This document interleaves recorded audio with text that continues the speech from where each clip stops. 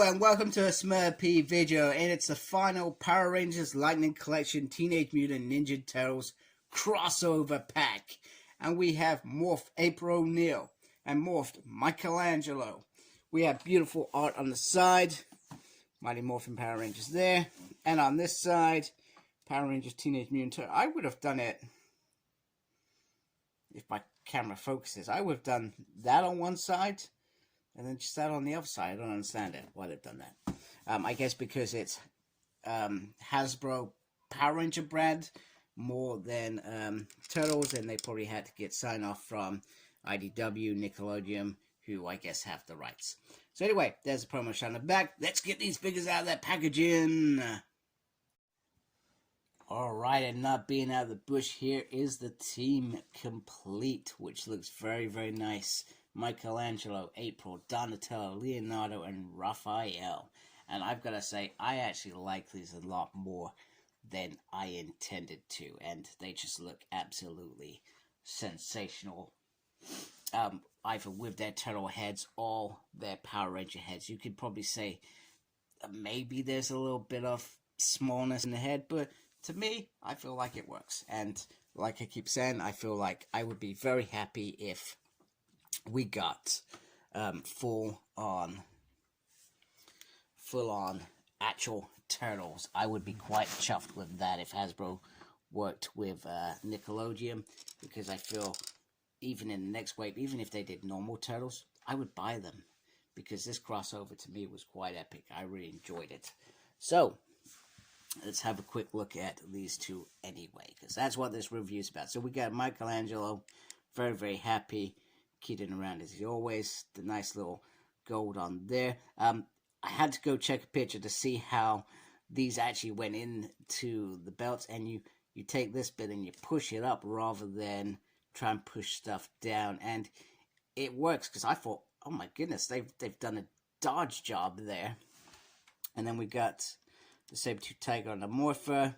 I'm not the biggest fan of that Morpher on there, but yeah, it does the job, let's be honest. Then he has the turtle toes, turtle hands, turtle shell. Heroes in the half shell, and that looks very, very nice with some really beautiful detail. Now, in terms of articulation, my camera focuses, you can turn the head all the way around.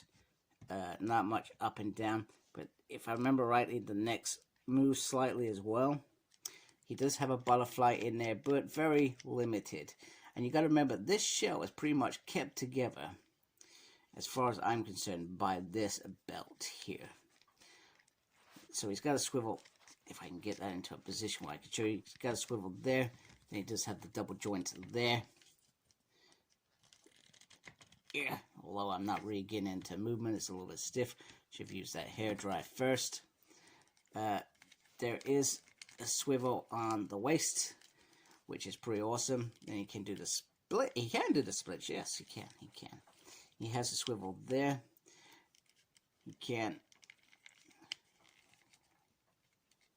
bend. So he's got a double there, and actually he does almost get to that double, just ever so slightly not there. Swivel there. Lefty and righty. Upsy and downsy on the feet. So articulation wise, he is pretty decent. Yeah, come on. There we go. There we go. Go laugh over there. And then we have April O'Neil with a beautiful head sculpt. That is a really nice head sculpt. Very nice head sculpt. I'm presuming it's based on the comic, and obviously not the 90s TV show. In fact, there's been lots of TV shows since. A bit of a butterfly in there, but not much. The arm can go up there. There is just a single on there, but it does go back a little bit as well. Turn knee there, upsy and down knee there. The movement is there, obviously, and the crunch sort of there, which isn't always effective. You can do the splits more on this side than this side, because you got this that sort of hinders it a little bit. Swivel there, and then you bring that up. And then a turny there, lefty and righty, and an upsy and downsy there. There we go. So let's just have a quick look at her as well. And I will bring in probably metallic pink at some point, just to show the difference with skirt, without skirt. Does it really matter?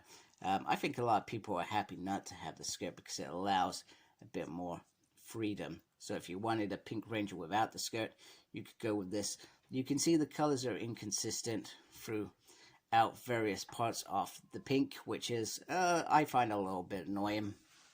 As always, there is the Morphe. My camera decides to focus on it. Come on. Anyway, it looks like a pterodactyl. And then you got the boots. Yep, you can see it all the way through, which is very annoying.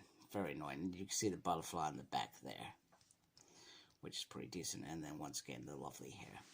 So that looks pretty decent. Looks pretty decent indeed. So what do they come with? Good question. I should have been more prepared. So she comes with the little microphone, so she could be bopping a tune, whizzity-doo, if she wanted to. And Michelangelo comes with these, which are based on Trini's daggers, if I can get them out. There we go. Come on. There we go. There we go. So these are based on Trini's daggers. However, he's nunchucks because that's what he had.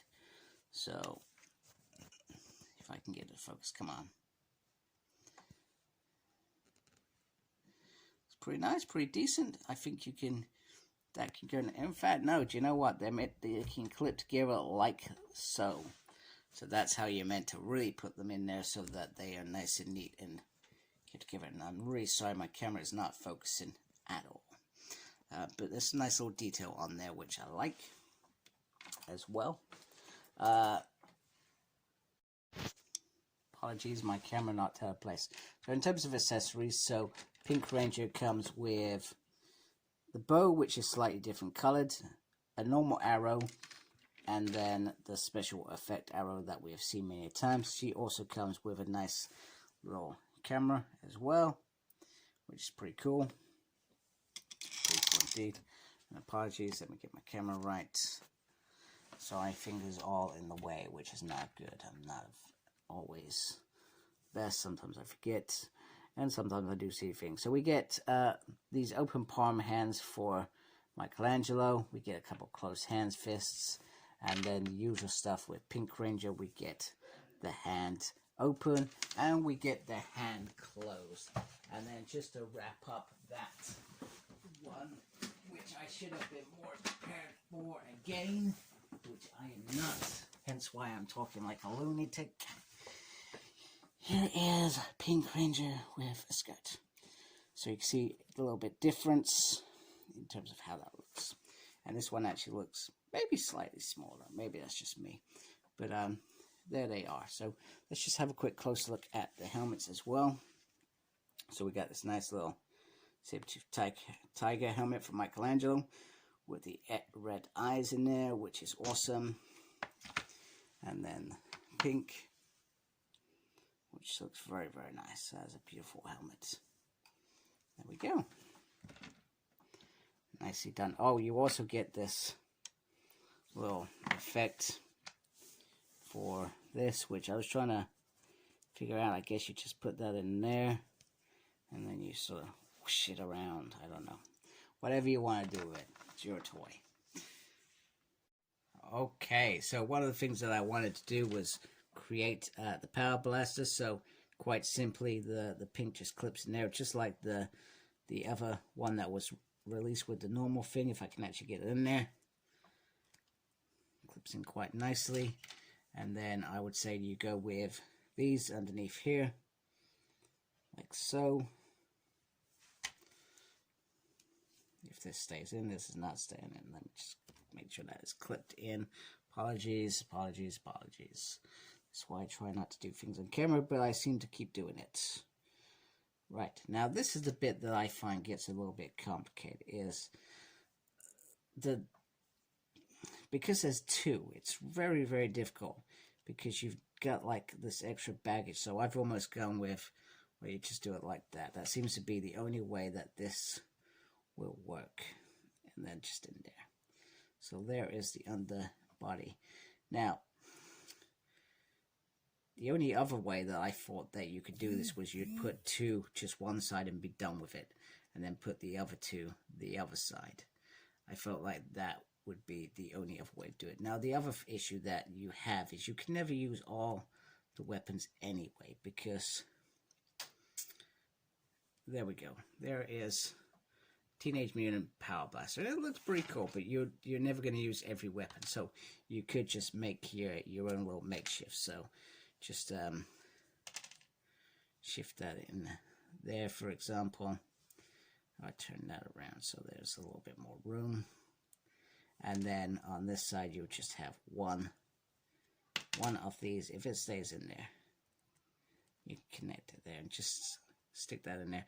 This is all falling apart around me, by the way, while I'm doing this.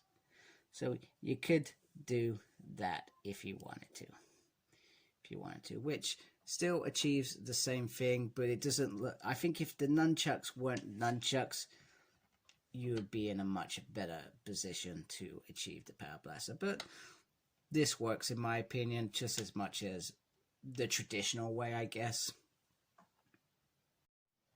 So just to wrap it up, I'm very impressed that Hasbro actually thought about doing this. It shows that sometimes, even then when they're being absolutely ridiculed with criticism, they come up with something so amazing. I guess the things that concern me is the price of these were a lot more than others, I guess because there were new molds, etc. But now that the molds are there, Hasbro could easily, if they've got a deal, could release Teenage Mutant Turtles, a normal looking Shredder, all those things. So they'll either do that via the Power Ranger line, or perhaps they'll do a separate line. It doesn't need to be a massive line, let's be honest.